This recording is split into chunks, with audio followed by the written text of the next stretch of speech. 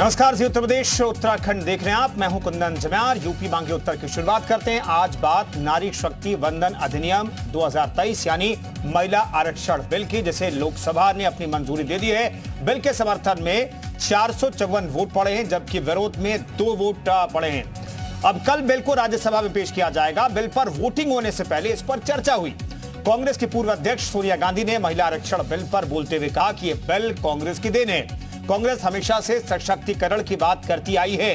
Bill पर कांग्रेस नेता राहुल गांधी ने भी अपनी राय रखी और कहा कि बिल अभी अधूरा है। सरकार मुद्दों से ध्यान भटकाने के लिए बिल लेकर आई है। कांग्रेस के अलावा सपा सांसद डिंपल यादव का भी कहना है कि सपा बिल का समर्थन करती है, लेकिन बिल में ओबीसी और अल्पसंख्यक महिलाओं के लिए भी आरक्षण की व्यवस्था होनी चाहिए। बसपा सुप्रीमो मायावती ने महिला आरक्षण बिल को लेकर सरकार की मंशा पर ही सवाल खड़े किए और बिल को जनता की आंखों में धूल झोंकने के समान बताया है। तो खास पैनल के साथ तमाम सवालों पर चर्चा करेंगे। विभाजन का परिणाम इस प्रकार है। हाँ 454 454 454 ना 2। प्रस्ताव की कुल सदस्य संख्या के बहुमत द्वारा सभा के उपस्थित और मतदान देने वाले सदस्यों के कम से कम 2/3 बहुमत द्वारा पारित। प्रश्न ये कि संशोधन संख्या 37 को स्वीकृत किया जाए। जो इसके पक्ष में हाँ कहें, जो सदस्य विरोध में ना कहें। मेरे विचार में निर्णय ना वालों के पक्ष में, ना वालों के पक्ष संशोधन 37।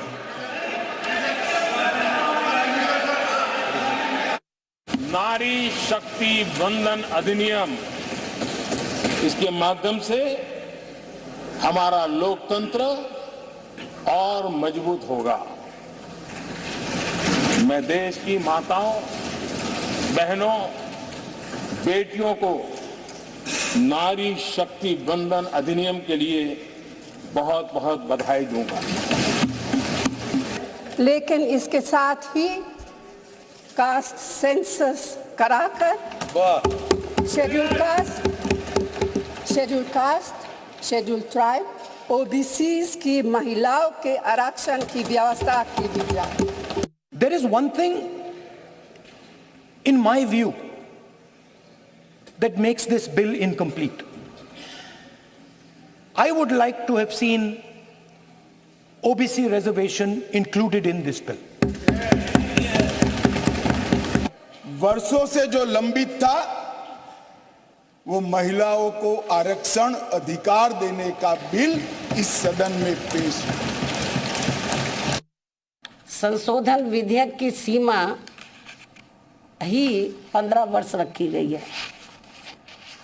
इस प्रकार से ये स्पष्ट है कि ये संशोधन विधेयक वास्तव में महिलाओं को आरक्षण देने की साफ नीयत से नहीं लाया गया है। कांग्रेस का प्रस्ताव था कि 10 साल औरतें मेहनत करें, लेकिन 15वें साल में आपका अधिकार आपसे छीना जाएगा। आज मैं अभिनंदन करती हूं प्रधानमंत्री जी का, हमारे न्याय मंत्री का, जिन्होंने कांग्रेस की इस अभिलाषा को निराश किया। तो साधना से ही सिद्धि की प्राप्ति होती है और असली साधना तभी होगी जब हम महिलाओं को उनका पूर्ण आरक्षण देंगे, जब हम ओबीसी महिलाओं को इसमें इंक्लूड करेंगे, जब हम SC/ST महिलाओं को इसमें इंक्लूड करेंगे और जब हम अल्पसंख्यक महिलाओं को भी इसमें इंक्लूड करेंगे, सम्मिलित करेंगे। क्योंकि प्रधानमंत्री जी खुद 3 तलाक की बात करते हैं, तो मुझे पूरा भरोसा है कि इसमें अल्पसंख्यक महिलाओं का भी मान और पक्ष रखा जाएगा। ये जो चिंता है वो नाजायज भी नहीं है, इस मांग को गलत भी नहीं ठहराया जा सकता, क्योंकि महिलाओं को अगर हम देखें तो महिलाएं एक जैसा ग्रुप नहीं है, एक होमोजेनस ग्रुप नहीं है। महिलाएं एक हेट्रोजेनस ग्रुप है, क्योंकि महिलाएं अलग अलग पारिवारिक। तो आज महिला आरक्षण विधेयक को पास कर दिया गया लोकसभा से, कल राज्यसभा में से पेश किया जाएगा। इसमें कुछ खामियां निकाली जा रही है, इसमें संशोधन की बात कही जा रही है, इसमें कितने साल के लिए व्यवस्था होनी चाहिए, कौन से तबके से जो महिलाएं आती हैं उन्हें किस तरीके से शामिल किया जाना चाहिए, इस पर चर्चा दिन भर होती रही, इस पर चर्चा आज हम भी करेंगे। लेकिन अच्छी बात यह कि महिला आरक्षण बिल जो है वो पास हो गया लोकसभा से। तमाम मेहमान हमारे साथ मौजूद हैं इस चर्चा में शरीक होने के लिए। प्रियंका मौर्य हमारे साथ नेता बीजेपी के मौजूद हैं, अभिषेक राय प्रवक्ता समाजवादी पार्टी के मौजूद हैं, राज शर्मा प्रवक्ता कांग्रेस के मौजूद हैं, सुनील अरकवंशी प्रवक्ता एसबीएसपी के मौजूद हैं, राजीव रंजन राजनीतिक विश्लेषक हमारे साथ जुड़ रहे हैं। तमाम मेहमानों का बहुत बहुत स्वागत है। पहला सवाल प्रियंका मौर्य, अब क्रेडिट की लड़ाई होगी, लेकिन क्रेडिट से इतर सबसे इंपॉर्टेंट यह है कि शुरुआत हो गई है, इसमें संशोधन की बातें कही जा रही है, इसमें ओबीसी, अल्पसंख्यक और बाकी वर्गों के लिए कहा जा रहा है कि अलग से आरक्षण की व्यवस्था इसमें होनी चाहिए। लेकिन इन सब के बीच एक बड़ी शुरुआत, अहम शुरुआत तो हो गई है। देखिए, बिल्कुल ये जो आगाज है ये बहुत ही शानदार है और ये हमारे देश के यशस्वी प्रधानमंत्री के द्वारा लिया गया ये जो निर्णय है और बहुत ही स्ट्रांग निर्णय है ये, उनके नेतृत्व में जिस तरीके से महिलाएं अपने सपनों को साकार कर सकेंगी, जैसे महिलाएं सशक्त हो रही हैं, उसके लिए बहुत बहुत धन्यवाद मैं करना चाहूंगी अपने देश के प्रधानमंत्री का सबसे पहले। और 3 दिन से जो लगातार डिबेट्स चल रही हैं जिसमें कि विपक्षी पार्टियां लगातार श्रेय लेने के लिए परेशान हैं और इसी के साथ इस चीज पे भी बार बार चर्चा कर रहे हैं कि अरे इस बिल में तो तमाम चीजें हैं, अब ये कैसे होगा, वो कैसे होगा। लेकिन मैं सबसे पहले तो ये कहना चाहूंगी कि एक बहुत इंपॉर्टेंट चीज कि कम से कम महिलाओं के बारे में सोचा तो गया और महिलाओं के लिए ये बिल प्रपोज तो किया गया। अब महिलाओं की भागीदारी, हिस्सेदारी तो सुनिश्चित की जाएगी, कम से कम इसका एक आगाज, एक शुरुआत तो हो चुकी है। अब रह गई बात तमाम तरीके की चीजों को जिनको विपक्षी पार्टी बार बार घुसा रहे हैं। तो मैं एक और चीज इस पे कहना चाहूंगी कि भारतीय जनता पार्टी एक ऐसी पार्टी है जो रिजर्वेशन का भी हमेशा ख्याल रखती है और आगे भी रखेगी। लेकिन अभी जो शुरुआत हुई है वो अभी महिलाओं की बात हो रही है कि महिलाओं को रिजर्वेशन मिलना चाहिए। तो मेरे हिसाब से ये जो शुरुआत है इसमें कोई भी अड़ंगा ना डालते हुए, सिर्फ अपनी पीठ ना थपथपाते हुए पार्टियों को ये सोचना चाहिए कि हाँ, आज सच में कोई ऐसा बिल पास हुआ है कैबिनेट में और उसके बाद लोकसभा में, ताकि महिलाओं को उससे लाभ मिले। और ये जो शुरुआत है इसका अंजाम भी अच्छा होगा। सही है कि जिसकी जितनी हिस्सेदारी होती है उतनी उसकी भागीदारी भी होनी चाहिए। तो आगे इन चीजों पे भी चर्चाएं होंगी, लेकिन मुझे ऐसा लगता है विपक्षी पार्टियों को इसमें इतने अड़ंगे नहीं डालने चाहिए शुरुआती दौर में, क्योंकि कम से कम जो इतने समय से अटका हुआ था, जो इतने सालों से वनवास झेल रही थी महिलाएं, अब उनके सामने जो स्कोप दिख रहा है उसका मुझे लगता है सबको दिल खोल करके स्वागत करना चाहिए। ठीक है, अभिषेक राय जी भी हमारे साथ जुड़ गए, उनका रुख कर लेते हैं। अभिषेक राय साहब, क्रेडिट देंगे सरकार को? देखिए, ये बिल्कुल 26 साल से आ रहा था, कई सरकारों ने इस पे काम किया है और हम इसको बिल्कुल, जो भी सरकार ले आई है, हम इसका क्रेडिट सारी पार्टियों को जाता है। हमने इसका समर्थन किया। हमारी डिम्पल यादव जी ने कहा कि जो पीडीए की महिलाएं हैं उनको भी बराबर हिस्सेदारी मिलनी चाहिए, बिना उनकी हिस्सेदारी के कैसे सारी भागीदारी हो सकती है।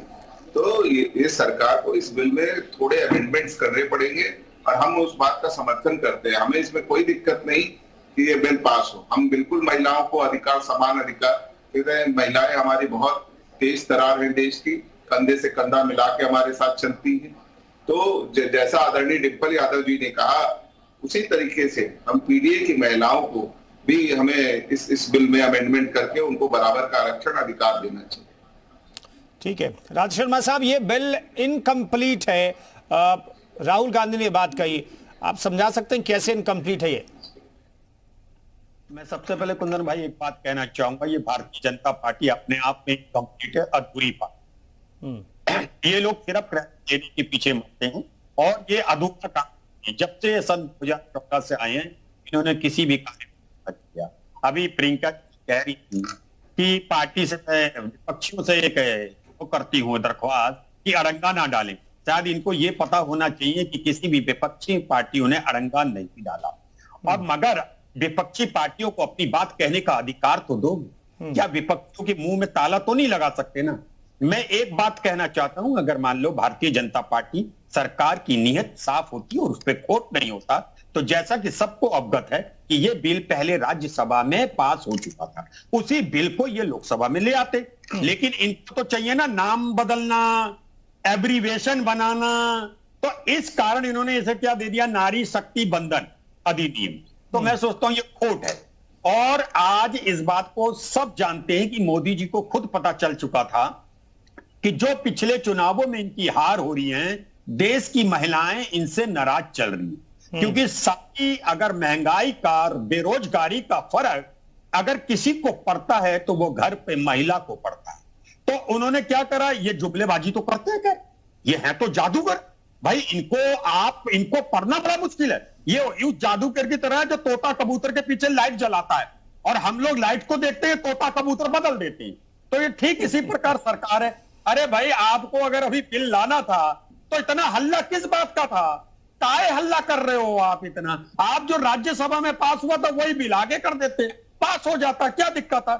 और क्या आप अपने सीने पे हाथ? अरे बहुमत में तो आप थे 2010 में जब राज्यसभा में आप ले आए, उसके बाद 11, 12, 13 तक तो आप ही बने हुए थे और आप ही के गठबंधन की सरकारें थी जो इसको पास नहीं होने दी। तो हैसियत तो आपकी नहीं थी और ना मंशा आपकी थी।